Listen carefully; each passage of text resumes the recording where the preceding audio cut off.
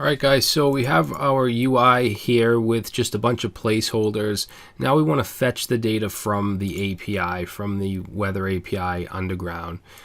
So we're going to go ahead and go to weather.js, and we're going to create a class here called weather. And it's going to have a constructor. And then we're going to have a few properties here. One is going to be our API key. So yours will be different than mine. It should be, if you're on this page, it'll be this number right here. Or if you go to key settings, it'll be this right here, your key ID. So let me just paste that in. And then we're also going to set the city. So we'll say this dot city equals the city that's passed in, and we should actually have city and state right here. And then we'll do this dot state equals state. All right, and then we'll go underneath here and let's say fetch weather from API. So this is going to be an async function called getWeather.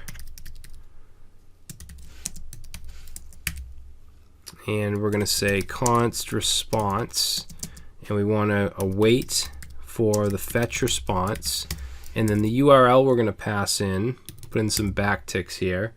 The URL is going to be, let's go over here and let's go to documentation, and I'm just going to grab this. Okay, if you don't have this page up, just go ahead and copy this in here. Now this is the API key, so I'm going to replace this with the dynamic value of this dot API key, and then I'm going to replace the state with the dynamic value of this dot state, and also the city will replace that with this dot city. Okay, make sure you have dot JSON at the end though. So that's our response variable. Now we want the response data, so let's do const response data, set it to await, and then the response.json, and then we can simply return the response data. Now again, if we look at what this gives us, everything we want is inside of the current observation object. That's where all the weather information is and the location info. So instead of just returning the response data that we get from this, I want to return response data dot underscore observation. Okay, that way we just have one single object with all the weather stuff inside of it. Okay, and then the only other method that I want in this class is to change the weather location. So we might as well just put that in here. So we'll say change location, and all this is going to do, it's going to take in city, state, and we're going to set this dot city equal to the city that's passed in, and then the same with the state. Like that, and that's it.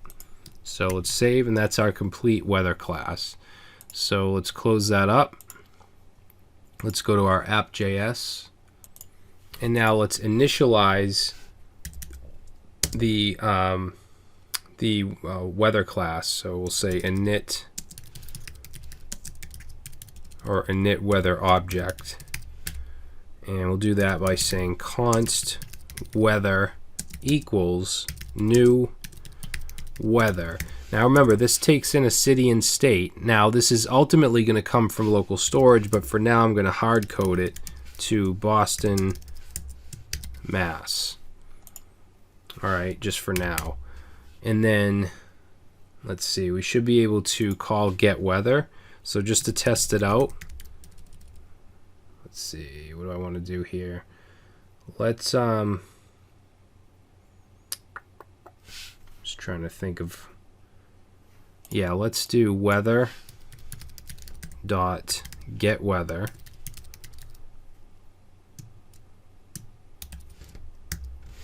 Now that's going to return a promise because, would I close it up? It's going to return a promise because getWeather is asynchronous, okay? And just by adding async means that this is going to return a promise, so we need to treat it like a promise and use .then and then .catch like that. So for catch, we'll just say error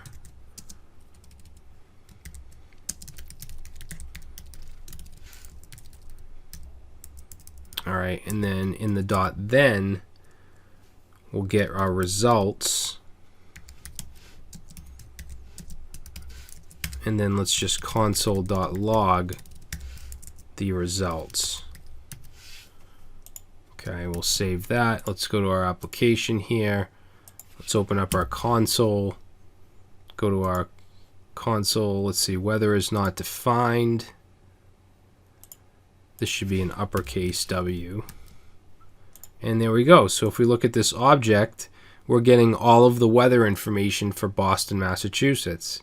It's as easy as that. And you could pass in any city and state here. Now, if we wanted to change it, we could actually just call, we could go before we do getWeather, and we could say weather dot, I think it was change location. And then we can say Miami FL and save. And now let's go down here and you'll see that we're now getting it for Miami, Florida. So it's as easy as that to change the location. But I'm going to comment that out for now. And then this getWeather, I'm going to wrap this in its own function called getWeather.